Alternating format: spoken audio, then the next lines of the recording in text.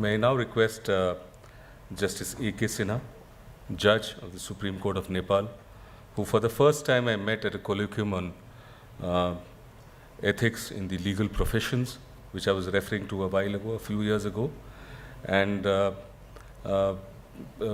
Justice Sinha has really worked extensively on this area. And in fact, Nepal today has a codified code of conduct on the ethical side for judges, which is very profound and a great achievement.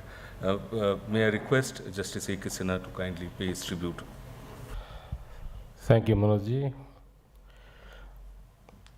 Right Honorable Deepak Mishra ji, Honorable Indira Banerjee ji, other judges, senior advocates, and other luminaries in this profession, academicians, and everybody who's here who has a lot of respect and heart for Professor Madhava Menon. I've lost words. As soon as we heard about his loss, some of our friends actually gathered and they had a condolence meeting, and I was left out. This was in Kathmandu, possibly 10th of the month. The reason was I was never ever a formal student of Professor Menon. The first time I met was possibly 1993 when he came for a SARC law meeting, and I had an opportunity to take him around in my car to show some of the temples of Kathmandu. And I was on the way to Lord Pashupatinath's temple, and that was the only education that I had from him. 1 hour of a drive. And that inspired me about him, his vision. He wanted to see the law college. He had never seen the law college in Nepal, and I took him over there. It was a small college in which I studied. And that was a college which, as our Honorable Law Minister also said, a place where if somebody didn't get any admission in any college, he would come to the law college and get an admission. It was a pastime sort of thing. Or somebody who wanted to have a certificate for little marks for his or her promotion. That was the objective, to get an admission in the college. And he said, this has to improve. He met a couple of teachers. He already had 2 of the students who was already lecturers in that college. And then they said, yes, we will do it. And now we have a couple of colleges. He visited a couple of times more. And what actually inspired me was, I was in law profession for 34 years. We were continuously in touch.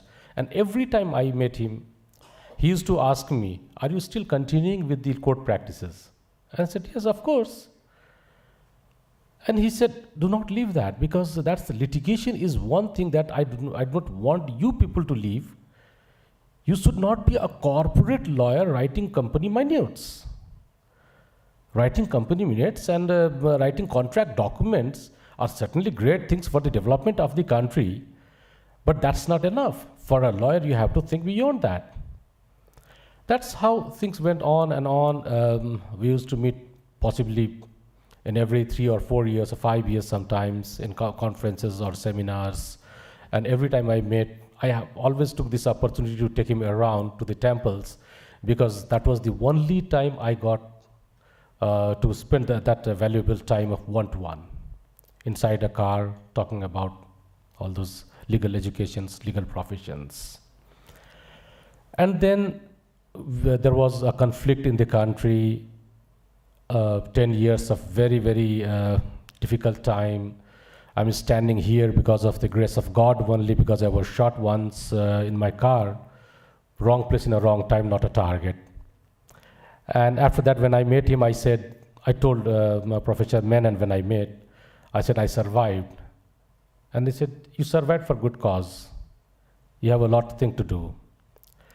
And then suddenly 4 years ago, I got an invitation from the Chief Justice of Nepal and said, you have to give up the profession, come to the bench. Took me 3 months to think about, and then I accepted, became the judge.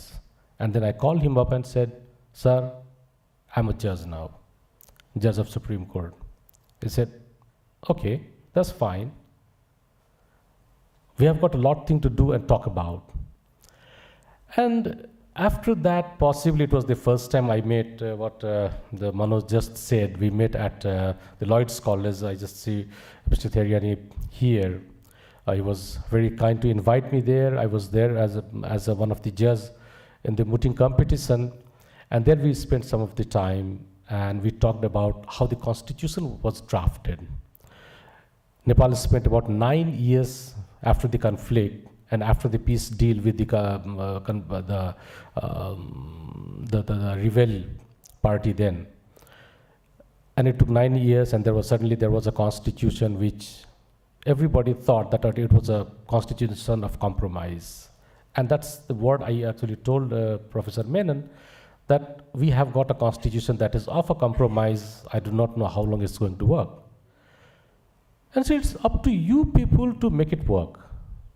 It's not that it works. It doesn't have a wheel. It doesn't have any way that it can run by itself. It will go on. The change of the constitutions are ongoing processes. You'll have to get best out of what you have in your hand. And possibly that was the last conversation that we had. We met, after that we met in Delhi once, but it was for a very, very short time. It was along with my wife it was along with my wife, and we just sat down for a cup of tea. And after that, this is the time when we are remembering him. We have, as I said, he was very particular about the litigations, and he once talked to me about the access to justice in Nepal and the remote areas which took almost a day or two to come to a court for a date. That's what we called Tariq.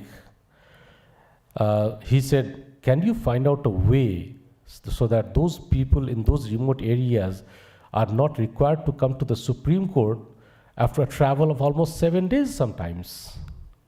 So those were some of the triggering issues that we were talking about. I'll not go into the details. There are lots and lots of things to talk about. I've read a lot about him. All we will go on doing is to follow the path that he had actually shown us. Though I was never a formal student. I'm a student by heart for all his teachings. At the end, I would say that the loss that the family member has actually suffered, it's certainly irreparable. And equally, it is irreparable for the whole country. But whatsoever he has actually inspired us, it will take us decades to put it into the practice and follow. Thank you very much, organizers, for inviting me here. I was completely unprepared. I thought I have no words to speak about him, but thank you for your attentions. Thank you.